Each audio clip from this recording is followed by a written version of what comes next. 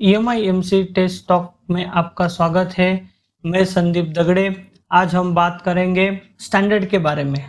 What is a standard? Standard is nothing but set of rules. Standard एक set of rules है जिसमें बताया गया है कि जो प्रोडक्ट डेवलप करना है वो कैसे होना चाहिए, उसका लिमिटेशंस क्या है, उसके बारे में पूरी तरह इंफॉर्मेशन स्टैंडर्ड में दी हुई होती है। तो हम जानेंगे कि कौन से दो टाइप के स्टैंडर्ड होते हैं। तो एक होता है प्रोडक्ट स्टैंडर्ड और दूसरा होता है टेस्ट स्टैंडर्ड। अभी हम जानेंगे कि प्रोडक्ट स्टैंडर्ड क्या होता है। प्रोडक्ट स्टैंडर्ड मींस एक प्रिसाइजली डिफाइंड डॉक्यूमेंट है जिसमें उस प्रोडक्ट की कार्य क्षमता के बारे में सब कुछ लिखा होता है, मतलब उसकी फंक्शनलिटी के बारे में लिखा होता है। जब कोई प्रोडक्ट स्टैंडर्ड के दिए हुए रूल से बनाते हैं तो उसके अनुरूप उसे ओपन मार्केट में रजिस्टर कर सकते हैं। प्रोडक्ट स्टैंडर्ड का उद्देश्य है कि सुनिश्चित करना यह प्रोडक्ट सुरक्षित है, कंपेटेबल है और प्रोडक्ट की स्थिरता मतलब कंसिस्टेंसी सुनिश्चित है। जब कोई प्रोडक्ट स्टैंडर्ड के दिए हुए रूल से प्रोडक्ट बनाता है तो इसका मतलब यह है कि प्रोडक्ट ने सारे परीक्षण पास कर लिए हैं, जो यह प्रदर्शित करता है कि यह प्रोडक्ट सुरक्षा और गुणवत्ता मतलब सेफ्टी और क्वालिटी की आवश्यकता का पालन करता है। तो हम जानेंगे कि उसमें कौन से कंटेंट होते हैं प्रोडक्ट स्टैंडर्ड में, जो समझना बहुत इंपॉर्टेंट है। उसमें होते हैं स्कोप होता है, प्रोडक्ट का स्कोप दिया होता है, रेफरेंस दिया हुआ होता है कि वो स्टैंडर्ड कौन से रेफरेंस से बनाया हुआ है, उसके बाद प्रोडक्ट की एक्यूरेसी क्या होनी चाहिए, उसको कैसे मेंटेन करना है, उसके बाद उसी प्रोडक्ट के लिए जो उसी के बाद उसमें कैलकुलेशन एंड फॉर्मूला दिया होता है, टेस्ट एंड टेस्ट प्रोसीजर्स भी दिए होते हैं। फिर हम जानेंगे what is a test standard. अभी टेस्ट स्टैंडर्ड क्या होता है? टेस्ट स्टैंडर्ड एक स्टैंडर्ड होता है। एक टेस्ट स्टैंडर्ड एक सेट ऑफ रूल्स होते हैं जिसमें डिफाइन किया होता है कि हमें उस प्रोडक्ट को कैसे परखना है और उसमें कैसे टेस्ट करना है। तो उसमें हमें कंटेंट होते हैं कि टेस्ट लेवल होते हैं, टेस्ट सेटअप होते हैं, स्पेसिफिकेशन ऑफ टेस्ट होते हैं, टेस्ट प्रोसीजर्स होती है कि किस तरह वो टेस्ट को परफॉर्म करना है, उसका टेस्ट रिपोर्ट कैसे प्रिपेयर करना है, उसके उसमें लगने वाले इंस्ट्रूमेंट्स के उसमें लिखा होता है कि उसमें लगने वाले टेस्ट इंस्ट्रूमेंट्स के स्पेसिफिकेशन क्या होने चाहिए।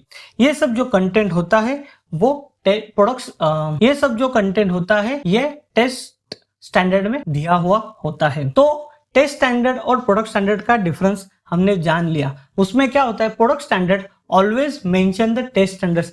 हर प्रोडक्ट स्टैंडर्ड में दिया होता है कि उसको अच्छा क्वालिटी का बनाने के लिए कौन से टेस्ट करने मैंडेटरी है और उस टेस्ट को परफॉर्म करने के लिए कौन से स्टैंडर्ड हमें यूज करने हैं वो उस प्रोडक्ट स्टैंडर्ड में दिए हुए होते हैं। तो उसी का नंबर प्रोडक्ट स्टैंडर्ड में दिया होता है कि टेस्ट स्टैंडर्ड कौन से नंबर का टेस्ट स्टैंडर्ड हमें फॉलो करना है और हमें परफॉर्म करना है। तो यहाँ पे हम एक एग्जांपल लेते हैं। स्टैंडर्ड का नाम है IC 61326 एडिशन 2.0 2017।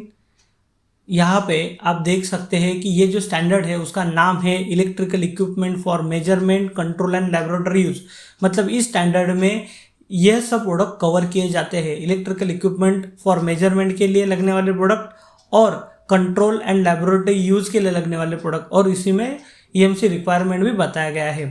तो आप इसका व्यू देखेंगे तो इसमें लिखा हुआ है, ये जो स्टैंडर्ड होते हैं ये दो लैंग्वेज में हमेशा होते हैं, एक जर्मन और एक इंग्लिश में। तो यहाँ पे इसका हिस्ट्री होता है कि ये स्टैंडर्ड का हिस्ट्री क्या है, और यहाँ पे देखो एडिशंस के बारे में दिया होता है कि उसने कौन से एडिशंस को रिप्लेस किया हुआ है। ठीक है, या इसके बाद आप यहाँ पे देखेंगे कि ये इंट्रोडक्शन है कि ये स्टैंडर्ड का इंट्रोडक्शन दिया हुआ है।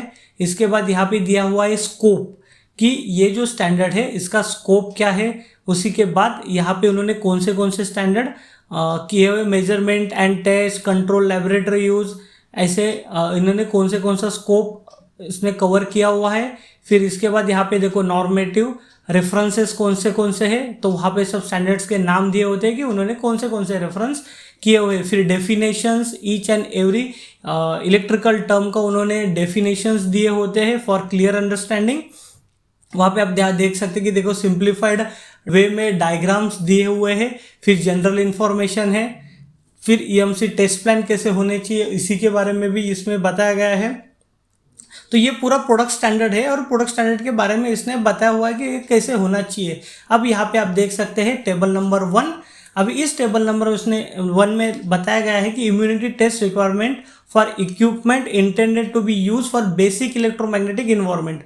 तो यहाँ पे उन्होंने बताया कि कौन से ईएमआई ईएमसी टेस्ट करने हैं। देखिए यहाँ पे बताया electrostatic discharge IC 61004-2 electromagnetic field 4-3 power frequency magnetic 4-8 उसके टेस्ट वैल्यूज क्या है, उसके परफॉर्मेंस क्राइटेरिया क्या है, उसी के बारे में वही बताया गया है। फिर ये जो सेकेंड टेबल है उसमें बताया गया है कि इंडस्ट्रियल इलेक्ट्रोमैग्नेटिक इन्वायरमेंट में कौन से स्टैंडर्ड कवर होते हैं। तो आप यहाँ पे देख सकते हैं कि 61326 जो है वो प्रोडक्ट स्टैंडर्ड है और उसी के अंदर यहाँ IC 61004-2 4-3 4-8 4-11 ये सब उसके टेस्ट स्टैंडर्ड्स है। तो आपको यहाँ पे पता चलेगा कि हर प्रोडक्ट स्टैंडर्ड में किस तरह टेस्ट स्टैंडर्ड के बारे में बताया हुआ होता है। और इसमें और एक क्लियरली बताया कि तुम्हारा पास फेल क्राइटेरिया कैसा होना चाहिए, ABCD है।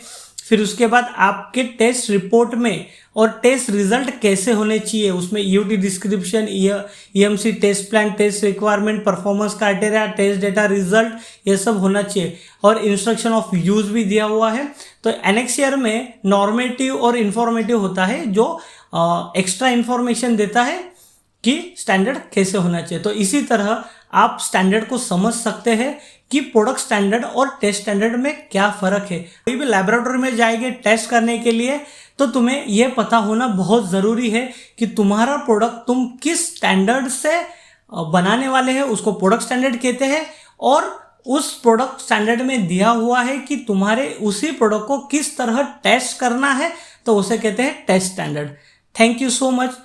अगर आपको मेरा वीडियो अच्छा लगा तो कमेंट कीजिए, शेयर कीजिए, लाइक कीजिए और सब्सक्राइब कीजिए।